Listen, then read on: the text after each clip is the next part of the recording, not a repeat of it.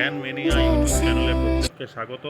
আজকে আমরা একটা বিশেষ জিনিস নিয়ে আলোচনা করব, সেন্সাস 2027। এই যে যারা যুক্ত আছেন এনুমারেটর বা সুপারভাইজার, প্রত্যেকের কাজে লাগবে।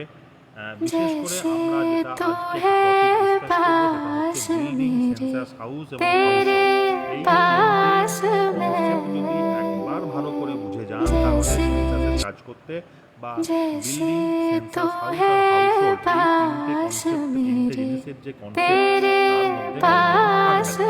তো প্রত্যেককে রিকোয়েস্ট করব ভিডিওটি প্রথম থেকে শেষ অবধি প্রত্যেকে দেখবেন এবং ভালো লাগলে ভিডিওটি শেয়ার করবেন, যাতে করে যারা আপনাদের কলিগস আছে, আমরা যারা কাজ করছে তারা প্রত্যেকে উপকৃত হয়। তো চলুন সময় নষ্ট না করে শুরু করি। প্রথম হচ্ছে বিল্ডিং। যখন আপনারা ফিল্ডে কাজ করবেন তখন দেখবেন বিল্ডিং, বিল্ডিং মানে হচ্ছে একটা কাঠামো, একটা পুরো বাড়ি। এবার এই বিল্ডিংয়ের কিন্তু একটা বিল্ডিং নাম্বার থাকবে, ঠিক আছে? যে দেখবেন আপনারা বিল্ডিং নাম্বারটা সাধারণত দেন CN0001 করে আপনারা শুরু করেন। তো সেটা হচ্ছে বিল্ডিং নাম্বার। ধরুন আমি এখানে একটা এক্সাম্পল হিসেবে নিলাম একটা ফ্ল্যাট। তো একটা ধরুন ফ্ল্যাটে অনেকগুলো পরিবার থাকে, তাহলে এই ফ্ল্যাট যেটা একটা একটা ফ্ল্যাট, সেই ফ্ল্যাটটা হচ্ছে বিল্ডিং, যেটা একটা পুরো স্থাপনা বা কাঠামো। এবার এই বিল্ডিংয়ের একটা বিল্ডিং নাম্বার থাকবে, মানে বিল্ডিং নাম্বার একটাই হবে। এবারে হতে পারে তার মধ্যে অনেকগুলো পরিবার থাকছে, তাহলে বিল্ডিং, ফ্ল্যাটটা হচ্ছে একটা বিল্ডিং। ফ্ল্যাট কনসেপ্টটাই বলছি কারণ ফ্ল্যাট কনসেপ্টটাই বুঝতে সুবিধা। তো বিল্ডিং হচ্ছে সেটা একটা ফ্ল্যাট, ধরুন 4 তলা বা 5 তলা বা 10 তলা ফ্ল্যাট, সেই ফ্ল্যাটটা হচ্ছে বিল্ডিং এবং এর কিন্তু একটাই বিল্ডিং নাম্বার থাকবে। এবার এই একটা বিল্ডিংয়ের ভিতরে এক বা একাধিক সেন্সাস হাউস থাকতে পারে। এইবারে আসি আমি সেন্সাস হাউস। দেখবেন 2 নম্বর যে ছবিটা দেওয়া আছে, দেখবেন গেরুয়া কালারের, গণনাগৃহ বা সেন্সাস হাউস। দেখুন এখানে একটা ফ্ল্যাট আমি ধরলাম যে এই ফ্ল্যাট, একটা ফ্ল্যাট আছে। এবারে সেন্সাস হাউস হচ্ছে সেই বাড়িগুলো, যার যে সমস্ত বাড়িগুলো ওই একটা বিল্ডিংয়ের মধ্যেই, কিন্তু একটা বিল্ডিংয়ের মধ্যেই যে সমস্ত অংশগুলোর আলাদা আলাদা প্রবেশপথ থাকবে, এন্ট্রি থাকবে, ঠিক আছে? যেমন ধরো এই নীল রঙের যে ফ্ল্যাটটা, তার মধ্যে দেখো 101, 102, সেটা হতে পারে দোকানঘর, সেটা হতে পারে বাড়ি, হতেই পারে সেটা কোনো দোকানঘর। তো 101 এবং 102 এইটা হচ্ছে দুটো সেন্সাস হাউস, বোঝা গেছে? তার মানে বিল্ডিংয়ের মধ্যে আলাদা প্রবেশপথ বা আলাদা ব্যবহারের জন্য থাকা প্রত্যেকটা ইউনিটকে আমরা সেন্সাস হাউস বলবো। সেটা বাড়ি, দোকান, অফিস, গুদাম, যে কোনো কিছু হতে পারে। তার মানে একটা বিল্ডিংয়ের মধ্যে একাধিক সেন্সাস হাউস থাকতেই পারে, বোঝা গেছে? এবার হচ্ছে হাউস হোল্ড। এবার হাউস হোল্ড ব্যাপারটা কি? হাউস হোল্ড কনসেপ্টটা হচ্ছে কিচেন কনসেপ্ট। মানে ধরো এরকম হতে পারে, ধরো সেন্সাস আমি ধরলাম 101, 102।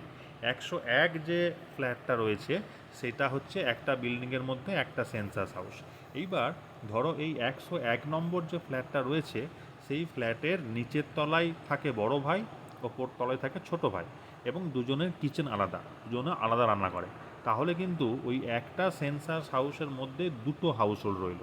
হাউস হোল্ড কনসেপ্টটা হচ্ছে রান্না কনসেপ্ট, মানে কিচেন কনসেপ্ট।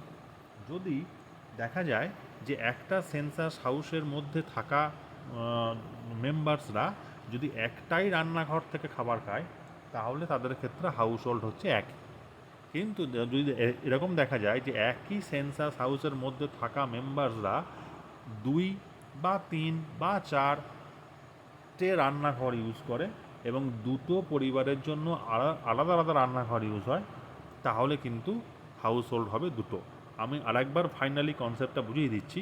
এবারে একটা বিল্ডিংয়ের মধ্যে যেমন একাধিক সেন্সাস হাউস থাকতে পারে, ঠিক সেরকম একটা সেন্সাস হাউসের মধ্যে এক বা একাধিক হাউস হোল্ড থাকতে পারে।